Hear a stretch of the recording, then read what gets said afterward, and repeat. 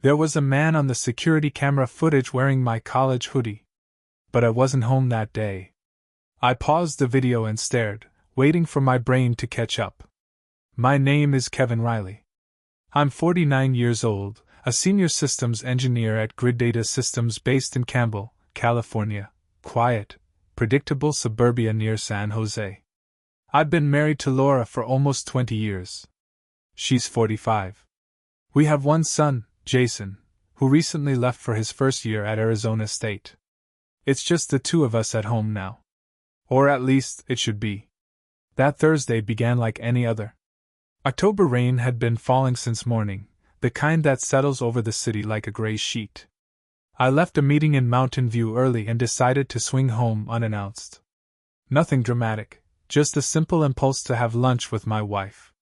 I parked my Ford Explorer outside our house at 10:42 a.m., coffee from Starbucks still warm in the cup holder. Inside, everything seemed normal. Too normal. The kind of normal that feels performed. A jacket that wasn't Laura's was hanging on the back of a chair in the kitchen. There were 2 wine glasses in the sink. One had a faint trace of lipstick, a shade Laura never wore. A scent hung faintly in the air, floral, unfamiliar. I stood in the entryway longer than usual, my mind quietly registering details but offering no conclusions. Near the door, there was a pair of sneakers. Worn neutral-colored. I assumed, at the time, they must have been Jason's. But he'd moved to Tempe with all his things. That didn't click until later. Laura came home 20 minutes later with a coffee from Phil's and a pharmacy bag. She smiled like always, kissed my cheek, and said she'd been out running errands. She mentioned a headache, said she might be fighting off a cold. I nodded. Nothing in my face showed what I was already cataloging. That night, while she slept, I opened our shared iCloud account. I set it up years ago and handled most of our tech. Her location history showed a trip on Tuesday to Carlisle Suites, a boutique hotel in Santa Clara. She'd said she had a wellness consultation that evening. I screenshotted the timeline. Saved it. I didn't confront her. Not yet. The next day, I ordered a small motion-activated security camera and placed it behind a photo frame in the living room. I told her I was upgrading the router. She didn't ask questions. 2 nights later, the camera sent me a notification. I waited until she was asleep, then opened the footage. A man entered through the side door. Laura greeted him, casually. Too casually. He wore a gray hoodie, worn at the sleeves. I watched the timestamp, 6:57 p.m. I had been on a client Zoom call at the time, 2 rooms away, wearing headphones. That evening, she said she wasn't feeling well. She curled up on the couch and asked for tea. I brought her water and checked her forehead. It was warm. I used the digital thermometer from the bathroom drawer, 100.8. Not dangerous, but unusual. Laura never ran fevers. She looked pale, tired. Said it was probably something from the gym. I said nothing. Just nodded and made a note of the time. On Sunday, she asked me to drive her to urgent care. She said she just wanted to get ahead of whatever this was. While she was inside, I stayed in the car, opened her synced browser data on my laptop. She'd searched symptoms 2 nights before: sore throat, swollen glands, exposure window, a link to a women's health forum. I copied everything. She came out 90 minutes later with a small pharmacy bag and a practiced smile. Just inflammation, she said. Antibiotics, just in case. She kissed my cheek and held my hand in the car like she always did. But her eyes didn't meet mine. That night, while she showered, I scanned her calendar again. There it was, Friday evening, marked Wellness Consult. No address. No details. I cross-checked her Uber receipts. Tuesday, drop-off at Carlisle Suites. No return ride. Still, I said nothing. Not yet. Instead, I reopened an old contact. Hannah Meyer. Family law attorney in Palo Alto. We'd met at a cybersecurity conference years ago. I sent a message. Need to schedule a consultation. Quietly. Topic: paternity. But what happened next, I couldn't have imagined it, even in my worst nightmares. Friday afternoon, I checked our shared calendar again. The wellness consultation block remained vague, no address, no notes, just the time. 5 p.m. Laura left the house at 4:15, wearing a slate blue dress I hadn't seen before. She kissed me goodbye. Said she'd pick up Thai food on the way back. She smiled, but her hand trembled slightly when she picked up her purse. I don't think she noticed I saw it. At 4:40, I opened the Find My app. Her phone location pinged about 12 minutes later at a commercial building in Santa Clara, not a clinic. Not anything medical. A small office complex next to a Marriott. I screenshotted the address. I didn't call her. Instead, I logged into our joint bank account and reviewed the last 10 days of transactions. There were charges that didn't align, not in total cost but in pattern. A $73 dinner charge at a seafood place in Sunnyvale the same night she told me she'd had drinks with her old coworker, Jenna. A Lyft ride from a Palo Alto restaurant to that same hotel, Carlisle Suites, time-stamped an hour after she told me she was just heading home from yoga. These weren't mistakes. They were overlaps, places where her story and the data no longer fit together. Saturday morning, she took a shower longer than usual.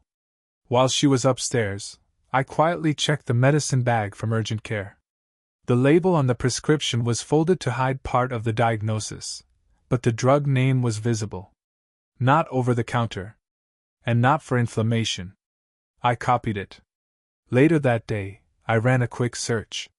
The medication was typically prescribed for bacterial infections, the type most commonly passed during close contact. It was subtle, but it fit. Still, I didn't ask. I didn't confront. I needed clarity, not emotion. On Sunday, she mentioned Jason in passing. Something about how his new roommate reminded her of someone we knew from church. I smiled, nodded. But something caught my attention, a shift in her voice when she said, "I'm glad he's yours." She didn't seem to realize what she'd said. I replayed that phrase for hours afterward. I'm glad he's yours. Not ours. Not, of course he's yours. It sounded too rehearsed. Too careful. That night, I opened a folder on my desktop I hadn't touched in months, a digital archive labeled Insurance. Inside were Jason's health forms from the last couple of years. One of them, from when he applied for early scholarships, included a basic genetic screening result, required for medical history purposes. I didn't know why I opened it. Just instinct. Maybe desperation. His blood type was listed, AB. Mine is O. I checked Laura's A. At first, I thought I'd made a mistake. I refreshed the file. Downloaded it again. Opened Jason's birth certificate. Same number. Same name. Same result. Then I sat still. Blood types don't shift. They don't change with time. You don't get AB from an O and an A. That combination isn't genetically possible. That was the first time I let the possibility truly surface. That Jason might not be my biological son. That my entire identity as a father, something I never once questioned, might be built on someone else's decision. I didn't sleep that night. Monday morning, I scheduled a private appointment with Dr. Alan Roth, a discreet and experienced lab director I'd met years ago through a cybersecurity client. I explained that I wanted a full paternity analysis. Quiet. No reports sent home. No notifications. Just a clean result, for my eyes only. I submitted my sample that same day. All that remained was Jason's. By Tuesday night, I had what I needed. His college had required a DNA swab for athletic registration, and with a simple request under my name as his listed guardian for medical releases, I had access. I submitted both files. Then I waited. But when the lab called, it wasn't just the result that shook me. It was what they found buried inside the paperwork. And that changed everything. Wednesday morning, 7:18 a.m., I received an encrypted email from Roth Diagnostics. No subject line. No greeting. Just a 6-digit PIN and a single sentence. Your requested analysis is ready. I opened it in my office with the blinds closed. The report was brief. 3 columns. Sample A, Kevin Riley. Sample B, Jason Riley. Line by line, probabilities, markers, conclusions. At the bottom, in bold, paternity exclusion confirmed. I reread that line 5 times. Not a mismatch. Not inconclusive. Excluded. Jason wasn't biologically mine. The air left the room. But I didn't break. I didn't scream or punch a wall. That's not who I am. I closed the report, encrypted it again, and moved to the next task. I called Hannah Meyer. We met that afternoon at a cafe in downtown Palo Alto. She brought a secure tablet. I brought a flash drive with everything: the video footage, location logs, browser history, prescription photo, and now the paternity report. She didn't ask if I was okay. She knew better. You want to file quietly? She asked. I nodded. Not yet. I want full positioning first. Financials, legal exposure, asset trace, custodial leverage. Her lips twitched, a faint nod of approval. You've already started gathering. Everything is backed up, I said. Local, cloud, offline. No emotional statements, no accusations. Just facts. She opened her tablet. Then let's talk timing. We spent the next hour drafting outlines. Not just divorce, but a calculated strategy: subpoena protection, injunction on shared assets, emergency custody provisions, not because I wanted to hurt Laura, but because the lies went too deep.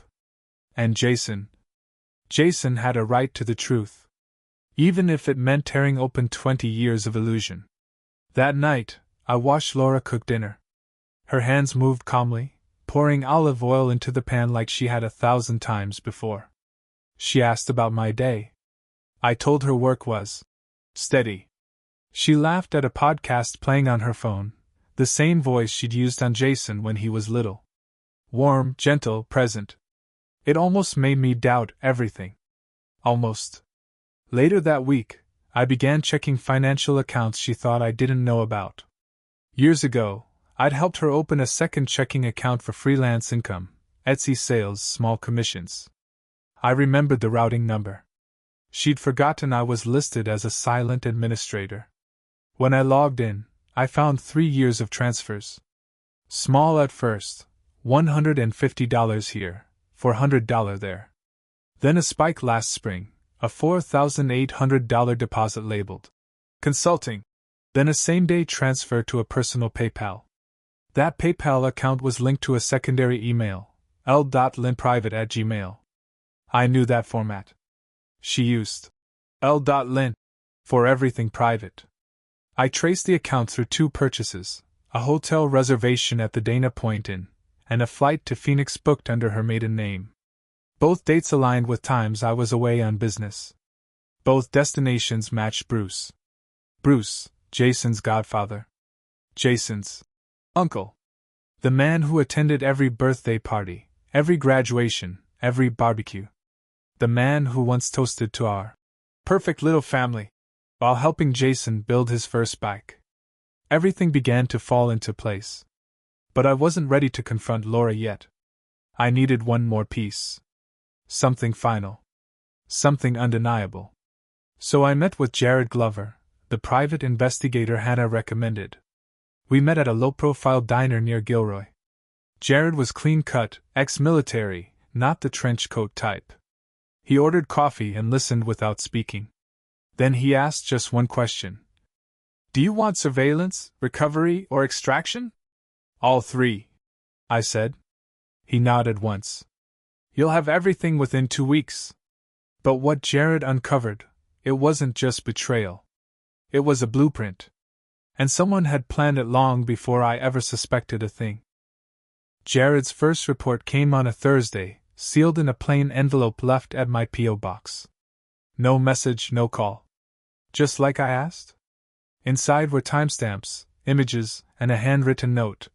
They've done this before. I reviewed the photos in silence that evening. Laura, in a soft gray coat, stepping into a boutique hotel in Santa Clara. A man following, just a step behind her. His face mostly obscured.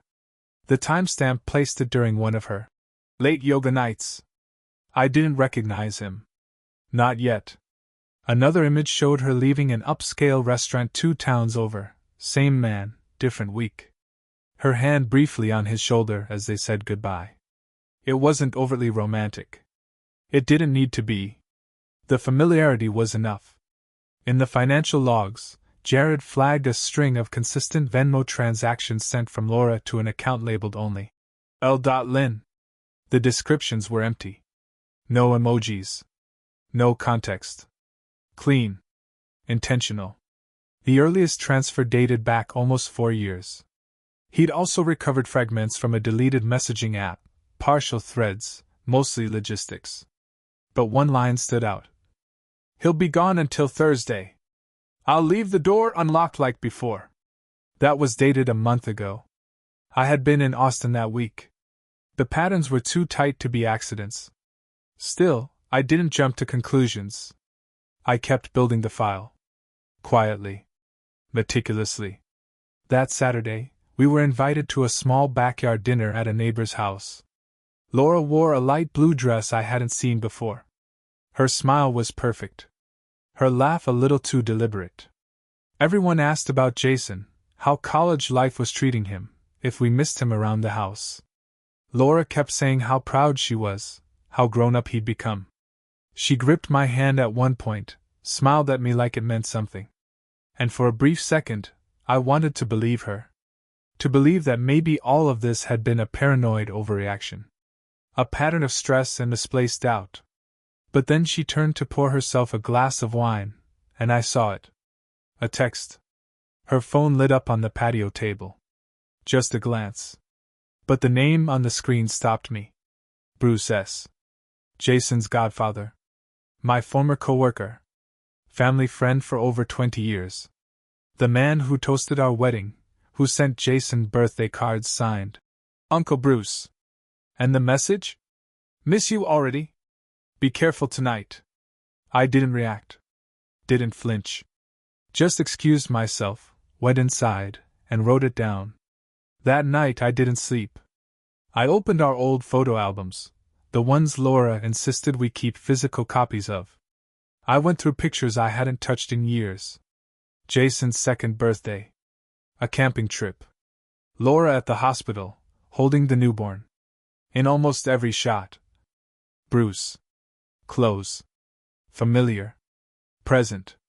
It wasn't proof. But it was smoke. And where there's smoke, there's structure. Jared's next move would be deeper. Financial tracing, corporate links, private background. If Bruce was involved in more than just nostalgia, it would show. But that would take time. For now, I had enough to take the next step. I emailed Hannah the updated files and asked her to begin drafting preliminary action plans, not to file yet, but to position. Quiet asset lockdown, medical record subpoenas, silent injunction triggers. This wasn't just about betrayal anymore. It was about control. And I wasn't about to lose it again. But just when I thought I was ready, a single detail in one of the messages made me realize Laura's deception didn't start years ago. It started before Jason was even born. By Monday, I had the framework. The names. The timelines. The connections that didn't look like coincidences anymore. What I didn't have yet was position. So I moved like I always had in systems work, step by step, with backups in place before the first key was touched. First, the finances. I scheduled a quiet meeting with Lauren Pike, an estate and asset lawyer Hannah referred me to. We met in a nondescript office suite in Sunnyvale. She wore black, no makeup, and had the demeanor of someone who'd seen 100 marriages collapse without blinking. I gave her the digital folder, expenses, transfers, travel records, every hint of financial obfuscation. She asked if I wanted to go nuclear. I told her no. Not yet. I want to own the structure before I dismantle it. She nodded. Then we start with account fencing. Legally, not visibly. Slow bleed. She won't see it coming. That night I logged into every shared account we held: savings, 401k, retirement, the college fund. I didn't drain anything. I just duplicated statements, logged metadata, downloaded PDF chains. I created 3 secure backups, on local drives and in encrypted storage. By morning, Lauren had drafted the first motions, transfer triggers to restrict fund access on joint withdrawals. Nothing illegal. Just protective. Automatic flagging if withdrawals exceeded thresholds. Then came the health files. Jason's records were filed under family history, automatically tied to both our profiles. I submitted a confidential request to separate guardianship authority due to inconsistencies in parental medical lineage. The phrasing was deliberate. Within 48 hours, the request was approved. I now held exclusive access to Jason's health data. Legally. That same week, Hannah filed a quiet inquiry with the IRS, through a back-channel audit flag that didn't trigger disclosure. If Laura had accepted under-the-table income, from Bruce or elsewhere, we'd know. If assets had been hidden, if trusts were manipulated, it would surface. Meanwhile, Jared kept digging. His next report showed subtle movements: Laura meeting Bruce not at hotels, but at anonymous Airbnbs. One in Redwood City. Another in Carmel by the Sea. Both reserved under aliases. Both paid from the same prepaid card. She had systems in place. Hidden structures. Not the behavior of someone caught in a moment, but someone who'd been building an alternate track, while living on mine. By now, I stopped sleeping much. Not from stress. From clarity. I saw the whole thing as a timeline, a breach that had begun long before I noticed. Each piece, each movement, was calculated. Emotional blindness had shielded me. But now, every part of me was operational again. Even empathy. I knew this wasn't going to be just a divorce. Not anymore. I didn't want revenge. I wanted something rarer: precision closure. Truth documented. Lies exposed. And control recovered. So I asked Hannah to begin drafting the full petition. Not just dissolution of marriage, but claims of fraudulent concealment, financial deception, and paternity misrepresentation, if necessary. That final claim would stay sealed, for now. Only I would decide when to open it. Then came the hardest part: Jason. He was still in Tempe. Finals approaching. Emails brief, text shorter. He didn't know. None of it. And I wasn't going to let him learn it through a subpoena. I booked a flight to Phoenix for the following week. No confrontation. Just a quiet weekend with my son. A father's presence. Before I left, I walked past Laura's office. She was on a Zoom call, smiling. She waved as I passed, said she'd see me Sunday. I said, looking forward to it. And I was. Because when I returned, the next phase would begin. But while I was gone, Laura made a move I hadn't anticipated, and it forced me to act faster than I planned. Phoenix was quiet. Jason and I had lunch near campus, a small diner he liked, nothing fancy. He looked tired. Focused. He spoke about classes, deadlines, friends. He didn't ask much about home. And I didn't bring it up. Instead, I watched him. Not for signs of resemblance. I wasn't chasing biology anymore. I was watching for something deeper: his posture, his ethics, his reactions to small things. He held the door for strangers. He tipped without hesitation. When his phone buzzed, he put it face down. He was still my son. Maybe not by blood, but entirely by choice. I flew back Sunday night. Laura picked me up from the airport. Smiling, calm. She asked how Jason was doing. I told her he was good. She said she missed him. I nodded. We didn't speak much on the drive home. The silence was intense. It was practiced. The next morning, she left early. Something about errands. I stayed behind, not because I planned to, but because Jared had sent me a message that changed the week. She moved funds. Today. Large amount. Cayman-linked routing. He included screenshots. The L.Lin account, the one we had flagged, was emptied. Not completely, but enough to show intent. And more important, it had been triggered the moment I left for Phoenix. She thought I wouldn't notice. She thought I'd wait. I didn't. I called Hannah at 8:04 a.m. It's time. By noon, all filings were submitted. A full petition, sealed with paternity claim as classified under Rule 3.3, confidential discovery. The financial injunction hit by 3 p.m. Jared's final dossier was appended. It was airtight. Then I made one last decision. I wouldn't tell her at home. Instead, I arranged for a delivery, through legal process service, to happen at 6:15 p.m. That time was important. That night, we were supposed to host dinner. Our friends. A small get-together Laura had planned weeks ago. I let it happen. At 5:58 p.m., guests started to arrive. I poured wine, made small talk, smiled where appropriate. Laura lit candles, laughed. She was in her element. Perfect hostess. At exactly 6:15, the doorbell rang. Laura opened it, still mid-laugh. The officer handed her a thick envelope. She went still. The hallway was silent. She stepped aside, closed the door, and disappeared upstairs. No scene. No shouting. 10 minutes later, she returned. Face pale. Hands shaking. She looked at me. Not angry. Not betrayed. Just blank. I nodded toward the kitchen.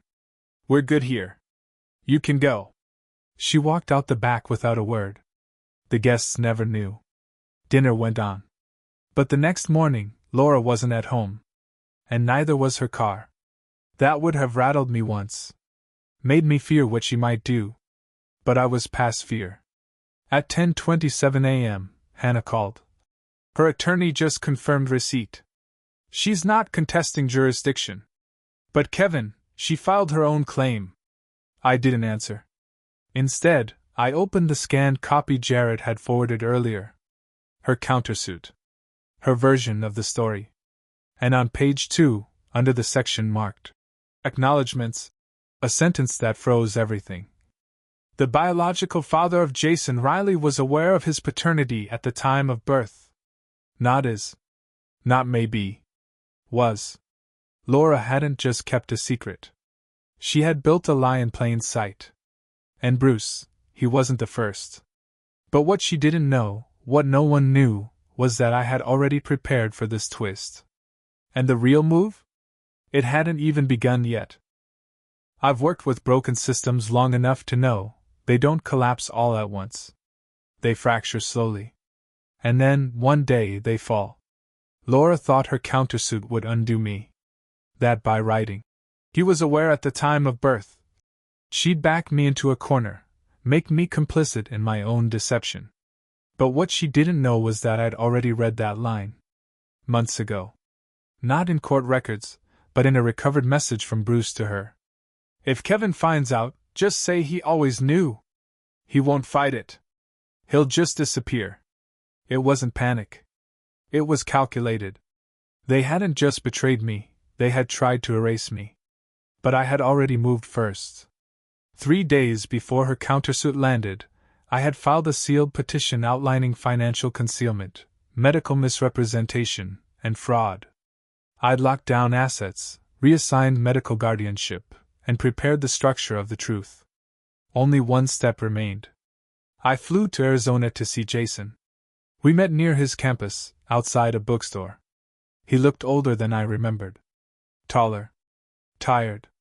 I asked him one question. Do you want the truth? He said yes.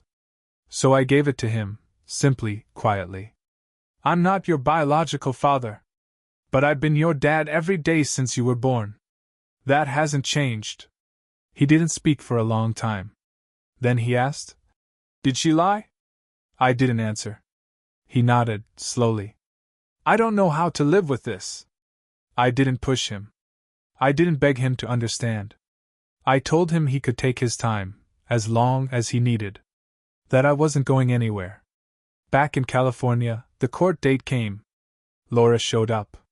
No makeup. No Bruce.